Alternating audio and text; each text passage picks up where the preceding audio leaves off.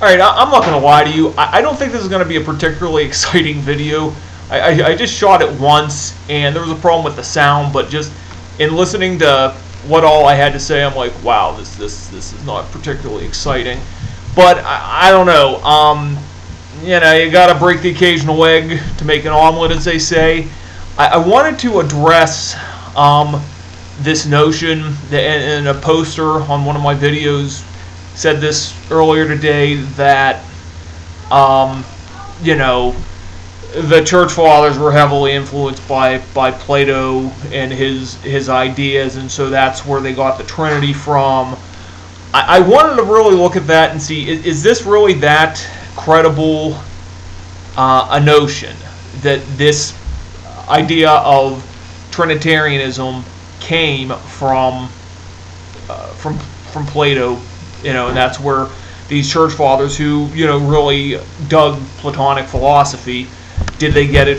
Did they put Plato's idea of the Trinity into their theology, and that's where they came to that conclusion. Okay. Like I said, I'll try to keep some of these scholar quotes as short and sweet as need be. But I just want to take a look at some quotes from scholars and encyclopedias and whatnot that examine this notion. Alright, to start, attempts have been made recently to apply the more extreme theories of comparative religions, i.e. pagan similarities, to the doctrine of the Trinity,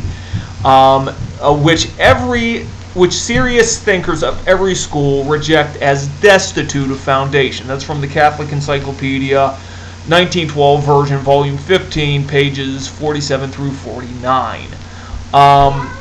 Let's see, there's also from the new Schaff-Herzog Encyclopedia, Trinity Doctrine of the, page 18, the ontological doctrine. There is no reason to seek from sources or types of the doctrine of the Trinity outside of Christianity or of the Bible, though in the 18th century efforts were made to derive the Christian dogma from Plato, and later from Brahmaism or Parsiism, and later still from a Babylonian triad. The development of the Christian doctrine of the Trinity is historically clear, and its motives are equally well known, being almost exclusively due to Christological speculation. Now, okay, you're watching, like, ooh, you know, Schaff, ooh, he's a Trinitarian, and he's saying the Trinity isn't pagan. Wow. Same thing with the New Catholic Encyclopedia. Fine, that's fine. Let's look at a secular encyclopedia, Encyclopedia Americana, Trinity, page 116. It is probably a mistake to assume the doctrines resulted from the intrusion of Greek metaphysics or philosophy into Christian thought, for the data upon which the doctrine rests, and also its earliest attempts at formulation, are much older than the Church's encounters with pagan philosophy. Here is from Adolf Harnack, his book Outlines of the History of Dogma. Christian religion in the 3rd century made no compromise with any of the pagan religions and kept far away from numerous intersections out of which, under the influence of the monotheistic theology of religion, now religiousness developed itself.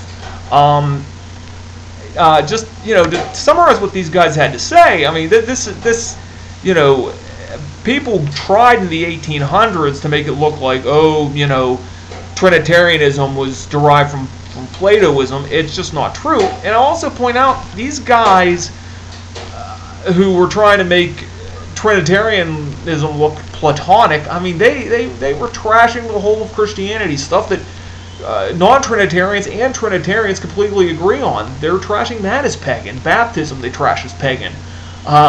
Christ's death they trash as a pagan idea.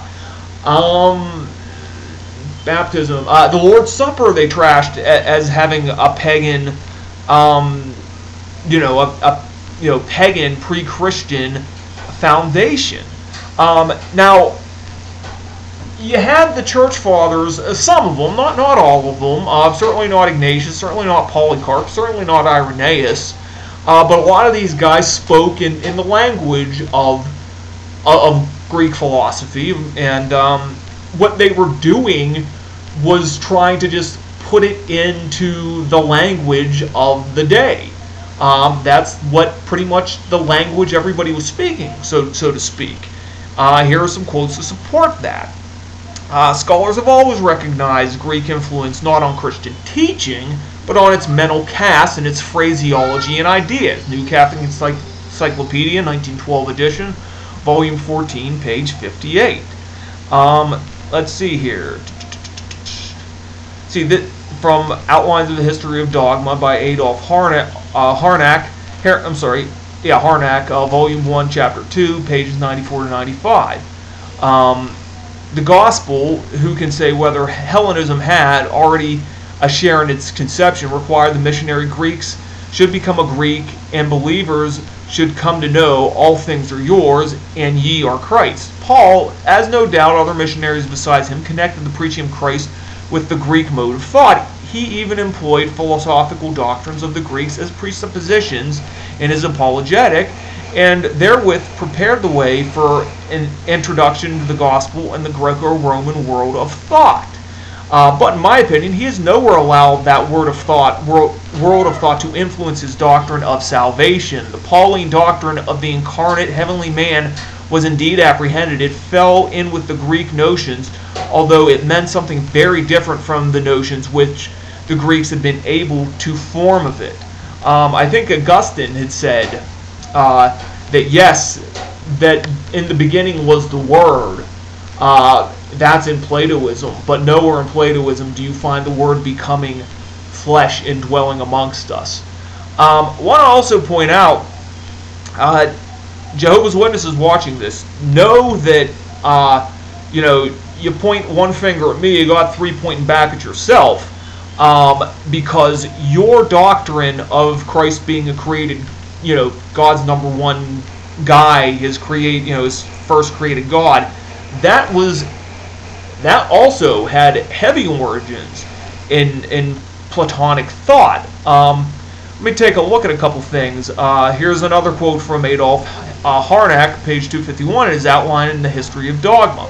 Arius was willing to call the Logos God, but this is only a manner of speaking. The Logos was a creature, and God himself could not create the material world. Indeed, Arius considered God so far removed from men that it was impossible to know him or have fellowship with him. Arius was thoroughly Greek in his conception of God.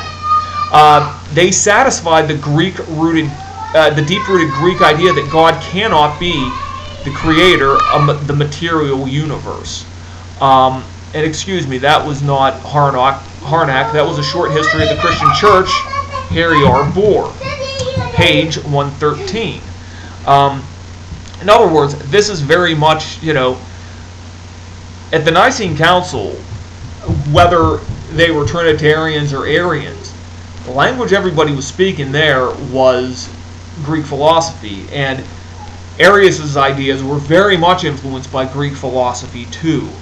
So, in short, all that was happening here with the Platonically influenced church fathers is they were framing Trinitarian concepts, apostolic concepts, in the language that a lot of people would simply understand better. They weren't taking, philosophy and interspersing it into their theology and corrupting Christian theology with it. They just weren't. Even if they were, where was the controversy? I mean, in the early 200s, you have Sabellianism, the oneness doctrine, going bonkers in North Africa, and I think Noetus was spreading it Noetus from Smyrna was spreading it around too. That Hippolytus from Rome started, wrote a treatise against it.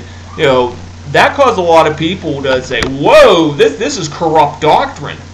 Where were the people hooting and hollering about the corrupt doctrine of the Platoizing church fathers if it was in fact such corrupt doctrine? Again, it was accepted uncontroversially, and that's because it was the doctrine.